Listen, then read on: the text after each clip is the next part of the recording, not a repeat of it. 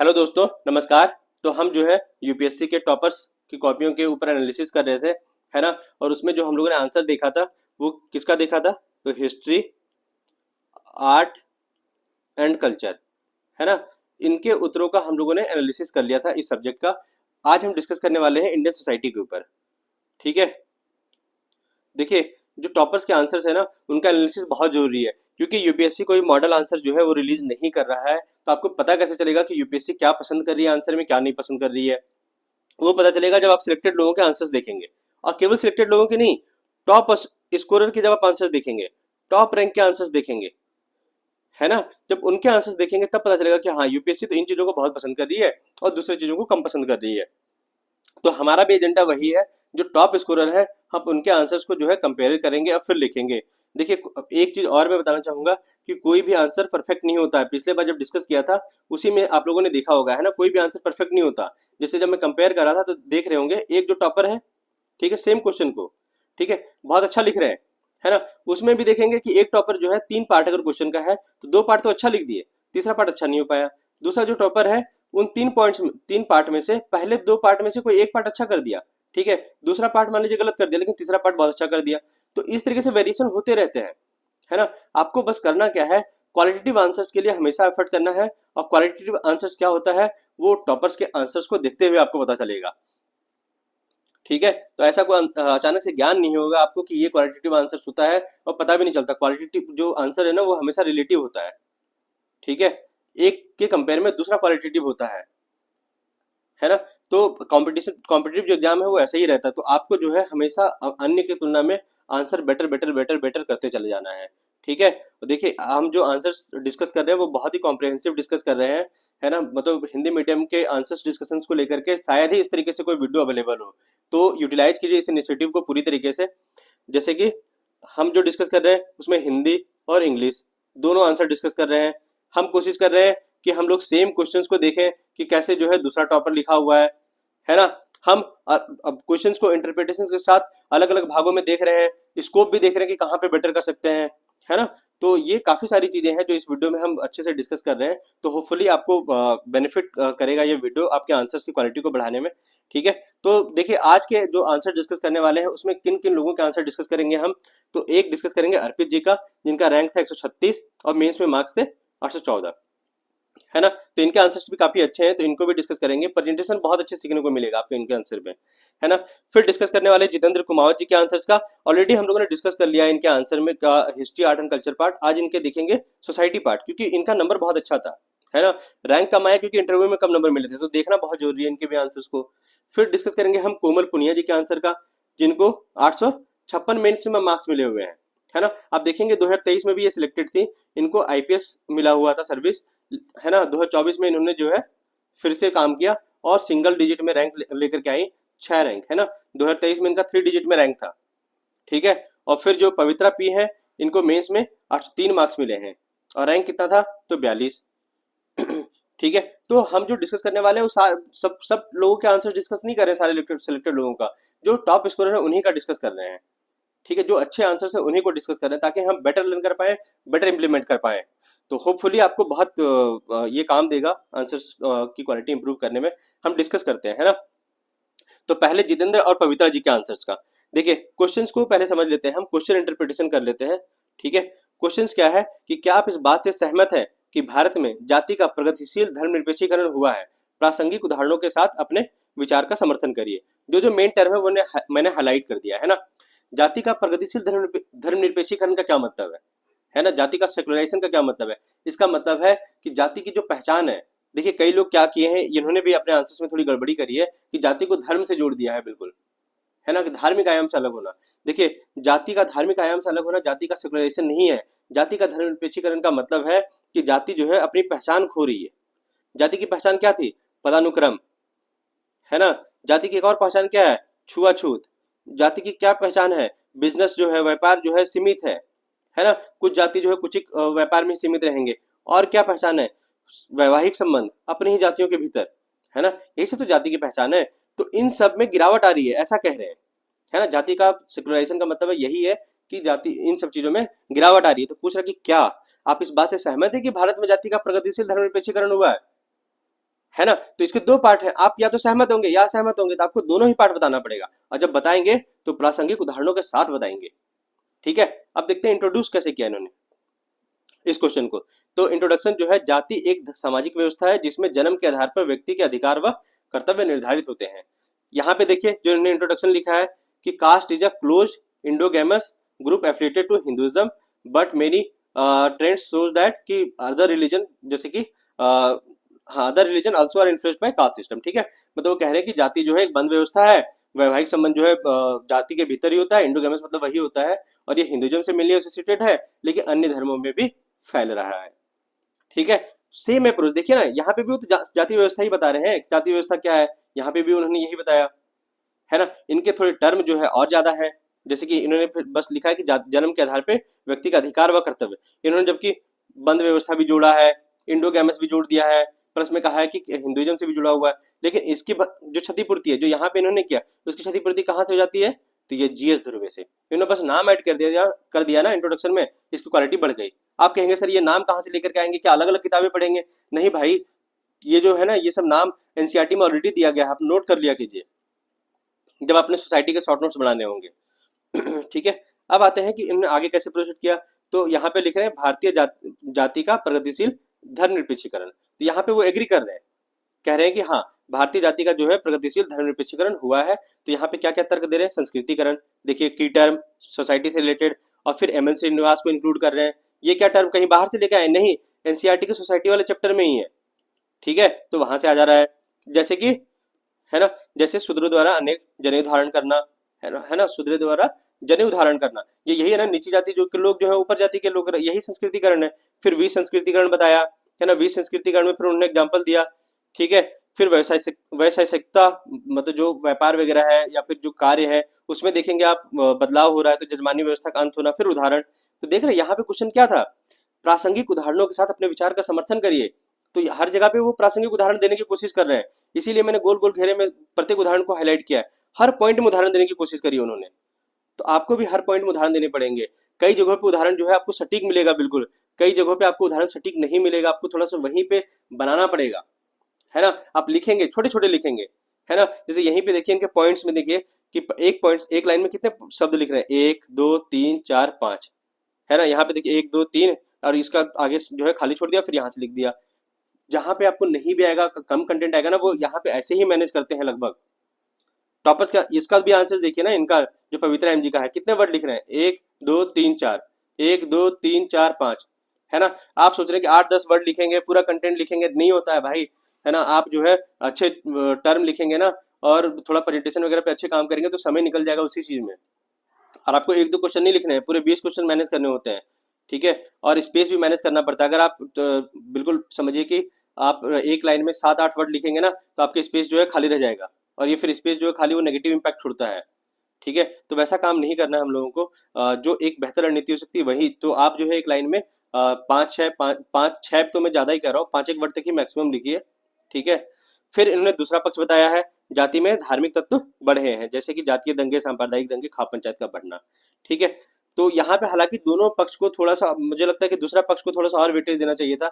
May be इनके पास content कम होगा, या मे बी पहले वाले पक्ष से ही ज्यादा एग्री कर रहे होंगे, मुझे नहीं पता, है ना, लेकिन थोड़ा और पक्ष होना चाहिए, जैसे कि अभी हम इंग्लिश वाले में आंसर्स में देखेंगे। ठीक है, फिर देखते हैं कंक्लूड कैसे किया इन्होंने, कि इस प्रकार वर्तमान समय में भारतीय समाज पर जाति के धर्म संबंधी मिश्रित स्वरूप दिखाई दे पड़ते हैं। तो इन्होंने बताया कि जाति पे जो है वो धर्म का मिश्रित स्वरूप मतलब दिखाई पड़ता है।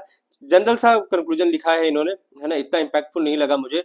इसमें और बेटर भी कंक्लूजन हो सकता था। मे बी सुप्रीम कोर्ट के डिसीजन इसमें इंक्लूड कर सकते थे अपन, है ना, कॉन्स्टिट्यूशन को इंक्लूड कर सकते थे, जो आर्टिकल 17, आर्टिकल 14, है ना, ये सब है। तो कहीं और बेटर हो सकता था, कुछ कमिटियों को भी इंक्लूड कर सकते थे जो जाति वगैरह से रिलेटेड है, कुछ और एक्सपर्ट को भी कोट कर सकते थे जो एनसीईआरटी वगैरह में दिया गया है, जैसे सतीश देशपांडे वगैरह को, है ना, तो और बेटर हो सकता था, लेकिन ठीक है फिर भी। अब आते हैं हम जो इंग्लिश वाला आंसर्स लिखा है ना, हम कंटेंट के ऊपर नहीं फोकस करेंगे। एक तो क्या है, कंटेंट का इशू ये है कि मतलब बहुत सारी जगहों पे वर्ड समझ में नहीं आ पाता, है ना, जब आप बहुत परिचित नहीं होते इंग्लिश वाले वर्ड से लेकर के। तो देखिए कैसे इन्होंने शुरू किया, शुरू तो हम लोगों ने ऑलरेडी डिस्कस कर लिया है ना, शुरू जो किया इन्होंने। फिर उन्होंने बताया कि secularisation of cast in India, ठीक है, उसके पक्ष में तर्क दे दिया। तर्क देखिए फिर से एक लाइन में 1 2 3 वर्ड, है ना, दूसरे में भी 4-5 वर्ड है ऐसे ही, फिर एग्जाम्पल, हर जगह पे एग्जाम्पल, यहाँ पे भी एग्जाम्पल, यहाँ पे भी एग्जाम्पल, है ना, दे रहे हैं ना एग्जाम्पल, और जो जो टर्म्स दे रहे हैं वो हाईलाइट कर रहे हैं, है ना। आपको भी ऐसे ही करना है, यहाँ पे भी देखिए ये हाईलाइट कर रहे हैं, ठीक है। जो सब हेडिंग है उसको बॉक्स में बंद कर रहे हैं, ये देखिए कई लोग बॉक्स में बंद नहीं करते, पता नहीं क्यों, आंसर्स की क्वालिटी बढ़ जाती है। यही देखिए ना, मैंने ये बॉक्स में बंद किया है, जीएस धुर्वे को, एमएस श्रीनिवास को, तो अलग सा नहीं दिख रहा है ये पॉइंट्स, तो वही तो करना है, हमें भी दिखाना है ना अलग सा। फिर इन्होंने बताया है कि नन सेकुलराइजेशन ऑफ कास्ट, दो पक्ष में पूछा था, तो ये देखिए इन्होंने थोड़ा अप्रोप्रिएट वेटेज दिया है, जबकि इन्होंने जो है इतना पर्याप्त वेटेज नहीं दिया था, ठीक है। तो ये आप समझ रहे होंगे अप्रोच। फिर उन्होंने जो है यहाँ पे आगे जो है कंक्लूड किया है, कंक्लूड इन्होंने थोड़ा ठीक किया है, कास्टलिस्ट सोसाइटी की बात करी है ना। तो आप जो है ऐसे ही कुछ अलग फॉरवर्ड लुकिंग वगैरह थोड़ा सा जो है निष्कर्ष लिख सकते हैं, है ना। कोशिश करिए जहां पे भी कॉन्स्टिट्यूशंस को इंक्लूड कर सकते हैं आप, सुप्रीम कोर्ट के केसेस को इंक्लूड कर सकते हैं निष्कर्ष में, वो बेटर रहेगा हमेशा, ठीक है। हम आते हैं नेक्स्ट, आप चाहे तो कास्ट जो सेंसस हो रहा है उसको भी यहाँ पे इंक्लूड कर सकते थे इस आंसर्स में, है ना। अब आते हैं हम अर्पित कुमार जी की कॉपी का एनालिसिस करेंगे। देखिए उनके आंसर का क्या हुआ था कि ये जो कोड का आंसर है ना, सेम कोड का इंग्लिश का मुझे नहीं मिल रहा था, तो इनके ही आंसर्स को देखेंगे कि इन्होंने जो आंसर लिखा है वो किस आयाम पे लिखा, ताकि हम समझ सके कि हाँ हम भी ऐसे ही आंसर लिखेंगे या थोड़ा और बेटर कर सकते हैं। तो ठीक है, क्वेश्चन क्या है कि भारत में 2011 से 21 में वृद्ध जनों की जनसंख्या की वृद्धि दर सामान्य जनसंख्या की वृद्धि दर से लगभग 3 गुना थी। इस संदर्भ में चर्चा कीजिए कि वृद्ध जनों हेतु नीतियों का निर्माण भारत के समग्र विकास के लिए महत्वपूर्ण पहलू क्या है। देखिए यहाँ तक का जो पार्ट है, ठीक है, इस जगह से इस जगह तक के पार्ट का, ये बस कंटेक्स्ट ऑफ द क्वेश्चन दिया हुआ है, ये पूछ नहीं रहा है कुछ आपसे। वो कह रहा है कि भाई 2011 से 21 तक में जो वृद्ध जन थे, ओल्ड एज पीपुल थे, उनकी जो जनसंख्या में वृद्धि हो रही है नॉर्मल से 3 गुना है, ठीक है। अब वो कंटेक्स्ट दे दिया, इस संदर्भ में आप बताइए कि वृद्ध जनों हेतु नीतियों का निर्माण भारत के समग्र विकास के लिए महत्वपूर्ण क्यों है, मतलब नीतियां क्यों जरूरी है वृद्ध जनों के लिए, ताकि भारत का समग्र विकास हो सके, है ना। ये क्वेश्चन पूछ रहा है, तो डिमांड जो है ना असली में वो यहीं से यहीं तक है, यूपीएससी यही करती है। जो पेपर 2 में क्वेश्चन बनते हैं, पेपर 4 में क्वेश्चन बनते हैं, मोस्टली वो लगभग ऐसे ही प्रिपेयर हो रहे हैं। 6-7 लाइन का क्वेश्चन रहेगा, शुरुआत के 3-4 लाइन जो है बस कंटेक्स्ट है, 2 लाइन में पूछ रही है वो क्वेश्चन, तो घबराना नहीं उन चीजों से, है ना। देखिए अब शुरुआत कैसे किया उन्होंने कि 1990 के पश्चात से भारत की जीवन प्रत्याशा में वृद्धि हुई है, जिसका प्रत्यक्ष परिणाम वृद्ध आबादी में बढ़ोतरी भी हुआ है, मतलब होता है, ठीक है। तो इन्होंने बस बता दिया ये पहले वाले एस्पेक्ट को कि हाँ आप सही कह रहे हैं कि वृद्धजनों की जनसंख्या में तीव्र वृद्धि हो रही है, उसका कारण क्या है कि जीवन प्रत्याशा में वृद्धि हो गया। इनके पास डेटा नहीं था, और डेटा तो ऑलरेडी इन्होंने दे ही दिया है कि 3 गुना वृद्धि हो रही है, तो इन्होंने बस बता दिया कि हाँ आपकी बात सही है, उसका कारण यह है कि जीवन प्रत्याशा में वृद्धि हो गई है, तो अब जो है मतलब मृत्यु दर कम हुई है, उससे क्या वृद्ध की आबादी बढ़ रही है, ठीक है। अब आगे क्या किया, देखिए इन्होंने पेन चेंज किया है, आप देखेंगे ना पेन चेंज किया है, मतलब आप अगर कर पाते हैं तो ठीक है, नहीं कर पाते हैं तो भी ठीक है, इतना बड़ा इशू नहीं है पेन चेंज करने वाला, ठीक है। बिना पेन चेंज किए हुए भी स्कोर करते हैं लोग, और करना नहीं चाहिए, फालतू का स्ट्रेस मत लीजिए, है ना। कुछ लोग होते हैं काफी अच्छे इस मामले में, और इन्हें स्पेस फिर नहीं मैनेज किया है ना, क्योंकि पेन वगैरह चेंज करेंगे ना तो दिक्कत आएगी आएगी तुरंत तुरंत में, तो करना नहीं है, उस तरीके से अवॉइड करिए। अगर बहुत अच्छे हैं आप उस चीज में तो कर सकते हैं जैसे इन्होंने किया है। फिर उन्होंने क्वेश्चन के अलग पार्ट के लिए कि वृद्ध जनों हेतु नीति निर्माण भारत के समग्र विकास हेतु महत्वपूर्ण है, ठीक है। वो बता रहे हैं कि वृद्ध जनों के लिए जो नीति निर्माण बनाएंगे वो भारत के समग्र विकास के लिए महत्वपूर्ण है। कैसे, केयर इकोनॉमी का विचार, केयर इकोनॉमी कहता ही यही है ना, कहता है कि जो केयर सेक्टर है, जैसे वृद्धों की देखभाल, महिलाओं की देखभाल, है ना, इन सब से जो है केयर इकोनॉमी बढ़ेगी, और उससे क्या अर्थव्यवस्था बढ़ेगा। तो बता रहे कि हाँ वृद्धों हेतु अगर आप नीति बनाएंगे, उनके लिए काम करेंगे, उनके स्वास्थ्य सेक्टर में इन्वेस्ट करेंगे, तो पूरा देश बढ़ेगा, ठीक है। फिर वृद्ध जनों की समाज में सहभागिता करेंगे, ठीक है, तो नैतिकता के उच्च प्रतिमान स्थापित होंगे। देख रहे हैं कहां से इंक्लूड कर दिया इन्होंने पॉइंट, जीएस 4 का, यही तो मैं कह रहा हूँ, इंटरडिसिप्लिनरी।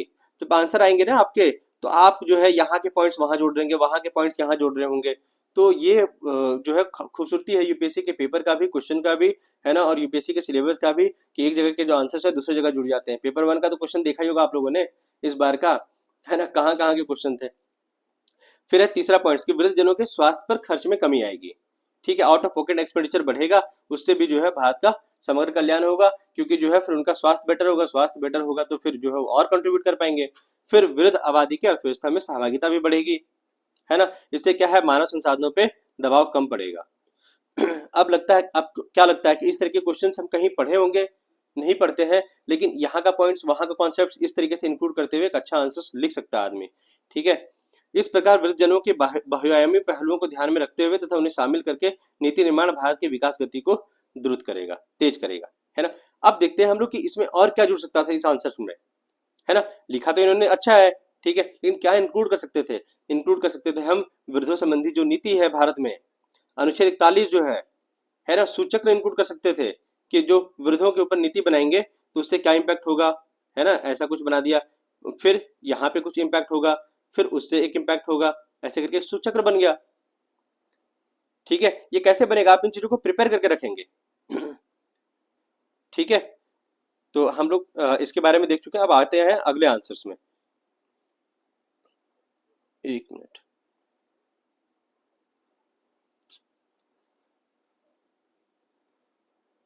हाँ, अब आते हैं अगले आंसर में, है ना, कोमल पुनिया जी के आंसर में। तो कोमल पुनिया जी के आंसर्स का डिस्कस करते हैं हम। अभी बताया था कि 2023 में जो है वो आईपीएस थी, 2024 में जो है इनका रैंक काफी अच्छा आया, 6 रैंक। तो इनके आंसर्स को भी देखना बहुत जरूरी हो जाता है। ठीक है, क्वेश्चन क्या है कि भारतीय समाज कुछ सामान्य मूल्यों पर आधारित है जो इसे एक समग्र संगठन प्रदान करते हैं, और साथ ही कुछ विविध प्रथाएं भी है जो इसकी विविधता को गहन करती है। क्वेश्चन क्या है, कुछ भारतीय समाज में कुछ ऐसे मूल्य हैं जो एक समग्र संगठन प्रदान करते हैं, मतलब भारत का एक एकीकृत चरित्र प्रदान करते हैं। ठीक है, और साथ ही कुछ विविध प्रथाएं भी हैं जो इसकी विविधता को गहन करती है। तो कह रहा है कि सामान्य मूल्य जहां भारतीय समाज को समग्र संगठन प्रदान करता है, वहीं विविध प्रथाएं जो है वो विविधता को गहनता प्रदान करती है। ठीक है, यही क्वेश्चन है ना। अब शुरू कैसे किया इन्होंने, ठीक है, इन्होंने लिखा है कि in his independence day address president जो मुर्मू है वो उन्होंने कहा है कि वी हैव नॉट फेल्ड, मतलब हम लोग असफल नहीं हुए, so many diversities have not divided us but united us. कैसे शुरू किया है उन्होंने, प्रेसिडेंट का जो कोड था इंडिपेंडेंस डे पे उससे शुरुआत किया है। उन्होंने कहा है कि जो बहुत सारी विविधताएं हैं भारत की, वो हमें जो है वो डिवाइड नहीं किया है बल्कि हमें यूनाइट किया है। देखें, वहां पे हम लोगों ने देखा था अप्रोच कि जीएस ध्रुवे को कोट करते हुए शुरू किया था, यहाँ पे देख रहे हैं प्रेसिडेंट मुर्मू को कोट करते हुए शुरू किया है। तो अच्छा तरीका है ये, सोसाइटी के क्वेश्चंस में आप इस तरीके से स्टार्ट कर सकते हैं क्वेश्चन को। ठीक है, फिर क्या किया दूसरे पार्ट को, मतलब जो क्वेश्चन का पहला पार्ट है इंट्रोडक्शन के बाद, वो है कि सामान्य मूल्यों पर आधारित मतलब भारतीय समाज जो कुछ सामान्य मूल्यों पर आधारित है जो समग्र संगठन प्रदान करता है। क्या हेडिंग दिया है, कॉमन वैल्यूज, मतलब सामान्य मूल्य, कंपोजिट टेक्सचर, मतलब कि समग्र संगठन।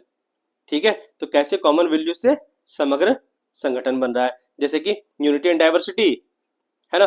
देखिए कितने कितने टर्म, विविधता में एकता। फिर उन्होंने जो है की टर्म इस्तेमाल किया मोजाइक ऑफ कल्चर, मतलब बहुत सारी संस्कृतियों का जो मोजाइक देखते हो ना, पिक्चर देखिएगा आप, ऐसे अलग अलग ऐसे अलग अलग कलर का जो है बहुत सारा संगठन रहता है।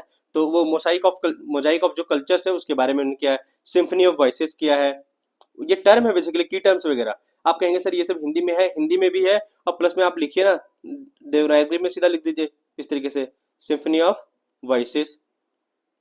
क्या दिक्कत है, आप ऐसे इसको जो है इंग्लिश में भी सीधा लिख सकते हैं, ऐसे ही कई सारे टर्म, बस बाइलिंगुअल नहीं लगना चाहिए पेपर। फिर उन्होंने सर्वधर्म संभाव वर्ड यूज किया है, उसके बाद बस एग्जांपल बता दिया कि बुद्धिज्म हिंदुइज्म वगैरह जो है सब भारत में फ्लरिश हुआ है। क्या एक्सप्लेन कर रहे हैं, बहुत ज्यादा नहीं एक्सप्लेन नहीं कर रहे हैं, ऐसे लिख रहे हैं, है ना। आप जो है मतलब टेस्ट सीरीज में आपको ऐसा फीडबैक मिलता होगा, आप एनालिसिस करिए, विश्लेषण करिए, आप तर्क मतलब इस तरीके से वाक्य जुड़ जुड़ करके लिखिए, छोड़ दीजिए वो सब। टॉपर्स जो है वो नहीं कर रहे हैं, सिलेक्ट वाले नहीं कर रहे हैं, क्योंकि वो चक्रों में फंस जाएंगे, आपके नंबर बढ़ेंगे नहीं, क्योंकि आप ऐसे करके लिखेंगे आंसर राइटिंग, उस आपका जो समय है 3 घंटे में पूरा होगा नहीं, है ना, 3.5 घंटे 4 घंटे लगेंगे, फिर आपका जो है नंबर आएगा नहीं, नंबर आएगा नहीं, क्योंकि क्वेश्चन ही छोड़ेंगे आप, फिर 3 घंटे से ज्यादा नहीं करेंगे, तो वो जो है दुष्चक्र में फंसा देगा आपको। ठीक है, तो आपका जो रेफरेंस है वो टेस्ट सीरीज में मिलने वाला जो वैल्यूशन का फीडबैक मिल रहा है उसके बजाय ये होना चाहिए जो एनालिसिस कर रहे हैं हम लोग। ठीक है, तीसरा पॉइंट लिखा है हिस्टोरिक यूनिटी एंड सब कॉन्टिनेंट, मतलब जो हिस्टोरिकल यूनिटी रही है हमारी, जैसे कि बहुत कुशाना तुर्क वगैरह जो है आके एसिमिलेट हो गया। देख रहे हैं कोई एक्सप्लेन किया उन्होंने, नहीं किया, बस एग्जाम्पल के थ्रू, एग्जाम्पल जो है सेल्फ एक्सप्लेनेटरी, एग्जाम्पल से ही पता चल जा रहा है हमें चीजें, है ना। फिर देखिए उन्होंने सम डाइवर्स प्रैक्टिसेस जो है डिपनिंग हेट्रोजेनिटी, ये वाली बात कि विविध प्रथाएं जो विविधता को गहन करती है, वो यहाँ पे उन्होंने वर्ड यूज किया है। और देख रहे जो हेडिंग बना रहे हैं वो हेडिंग क्वेश्चन से रिलेटेड है, ये कोई अलग से हेडिंग नहीं लिख रहे हैं, क्वेश्चन वाले वर्ड को लेकर के हेडिंग लिख रहे हैं, तभी तो एग्जामिनर को पता चलेगा कि आपने जो है वो क्वेश्चन को ही एड्रेस किया है ना कि किसी और चीज को। ठीक है, फिर उन्होंने बताया कि डिफरेंट फेथ, जैसे कि वैष्णव सेविज्म, ये देखिए आप इस तरीके से भी प्रेजेंट कर सकते हैं। आप नहीं एक्सप्लेन किया, बस इसमें बता दिया डिफरेंट फेज, टाइम कम होता है ना। एग्जामिनर जो है ग्लांस करता है, सबसे पहली बात तो आपकी प्रेजेंटेशन देखेगा वो, दूसरी बात वो की टर्म्स वगैरह नोट करने लग जाता है, डिमांड देखता है, अगर आप सब एड्रेस करें तो ठीक है ना। फिर उन्होंने बताया मल्टीलिंग्विस्टिक सोसाइटी, मतलब बहुभाषी समाज, और यहाँ पे फिर लैंग्वेज का जो नंबर है वो बता दिया, हाईलाइट कर दिया उस चीज को। ठीक है, मल्टी एथनिक सोसाइटी, फिर अलग अलग जो सोसाइटी है मल्टी एथनिक में वो बता दिया एग्जाम्पल में, है ना। बहुत एक्सप्लेन नहीं किया, लेकिन तब भी इनको नंबर मिला है ना। और ऐसा तो है नहीं कि मैं पहली वाली कॉपी दिखा रहा हूँ, ये बिल्कुल जब एग्जाम जब जिस समय था मेंस का, उसके 15-20 दिन पहले की कॉपी है उनकी ये, है ना। 15-20 दिन तो फिर भी मैं ज्यादा बता रहा हूँ, शायद ये 10 से 15 दिन के अंदर का ही होगा।